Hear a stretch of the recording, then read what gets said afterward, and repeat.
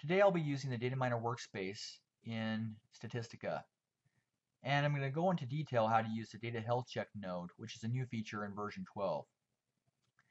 I'm going to use this on the data that was described last time in the demand forecasting blog.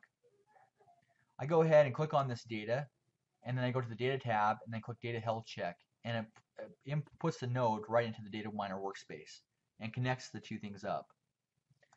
I can specify the options by just clicking on this icon in the upper left-hand corner, which specifies Edit Parameters.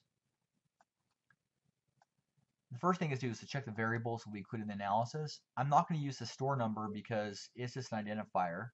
The rest of them are relevant, and so I'm going to click on 2, and I'm going to click Shift, and then I'm going to go down to the bottom of the list and click gas volume, and now the variables 2 through 50 are selected. I click OK.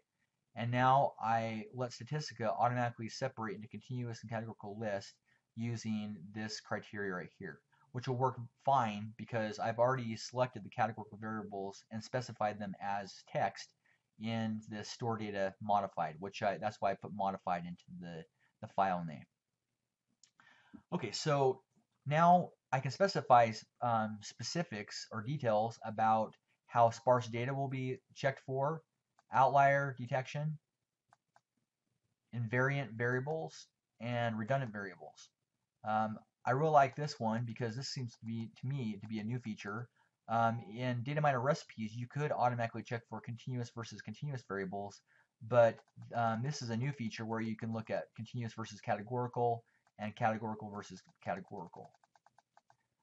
I'm going to change these criteria to 0.8. And then I'm going to select automatically remove redundant variables. The option ones, this gives you the chance to just uncheck a whole portion of this data health check summary if you don't want to perform that. So for instance, if I didn't want to do the outlier check, I could just uncheck right here. For the results, I want to check on the display data diagnostic report and apply data cleaning.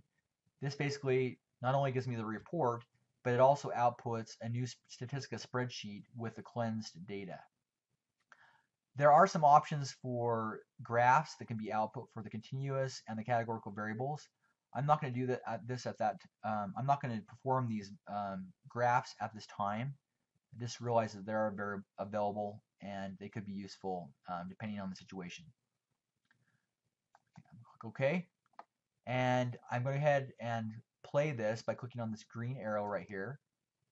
And one thing I will mention is that for the outlier detection, if you have a large data set, there is a warning to not perform the outlier check until they're all removed, because it recursively goes through the whole list until it finds every single one and removes those outliers.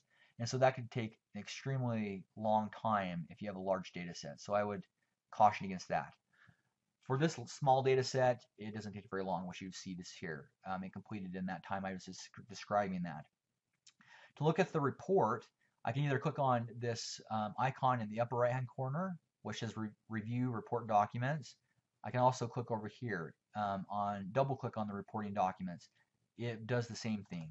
The same report will be brought up. Let me go ahead and pull this over so I can see the list of things that are available. I'm going to click on the Data Health Check report to begin with. It gives a list of the continuous variables and the categorical variables that were considered. And then it goes through and talks about the sparse data summary report, the outlier detection summary, and the invariant variable summary. What you'll find is that there were no variables that were removed due to these three criteria. We do see, though, if we look at the variable summary, there are some variables that are here in red that were removed because they were redundant. And so if we go back down to the correlation matrix for the color map, you'll notice that there are a couple of the columns that because they're too long as far as the number there, it's not displayed. The way to overcome that is just to click up here in the upper left hand corner of this Statistica spreadsheet, and then double click on this when the uh, the pointer arrow changes to this selection, and when you double click, it'll automatically resize everything so it'll fit. Um, One thing you will notice is that the go home traffic seems to be redundant with noon traffic. And so that's one thing that's interesting is if you look at the variable summary, these were not, these two, one of these, the noon traffic or go home traffic was not removed. So there might be some bugs still to be worked out for this data health check node, but it is really nice that these categorical variables up here were recognized to be redundant with this MPD count, and so they were removed. And you also see that there's some demographic data that was redundant amongst itself, and so it did remove those. So it is interesting that some of it's removed, but some is not. Because you do remember that when I looked at the I set the criteria for the correlations. If they were greater than 0.8, then it should have been removed. And noon traffic and go home traffic definitely exceeded that threshold of 0.8. So something to maybe talk to StatSoft about and see why that's not being removed. But otherwise, I mean, this is a really cool node in the fact that I can click on this lower right-hand icon, which says View Document, and you'll see that I have this data set now.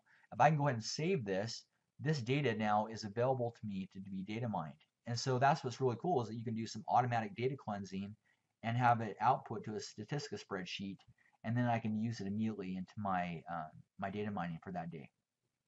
So that's where I see the power. And so even though there might be a few bugs here to work out, this is very powerful in what you can do. And I haven't just scratched the surface here as far as what can be seen. If you want to see the Kramer's V, which is the categorical versus categorical, they actually have a color map for each of these as well. This is where you see that the location N through type OB is redundant with store type, and so it's removed because of that. You also see the continuous versus categorical, and then there's also a color map for that. This goes through and shows the redundancies, so it'll show you that, you know, what was redundant with one each other. And so this is where you also see that MPD count was redundant with these locations. Okay, so very powerful node, gives you a lot of good output that helps you understand what is redundant, what is invariant, what is outliers, what is sparse data. And even though it didn't remove some of these correlated variables, I know that go home traffic is correlated with noon traffic. I could easily go back and remove one of those from the analysis as I move forward. So I'm very encouraged by this and look forward to using this more as I continue to do data mining in Statistica. Thanks for your watching this video today.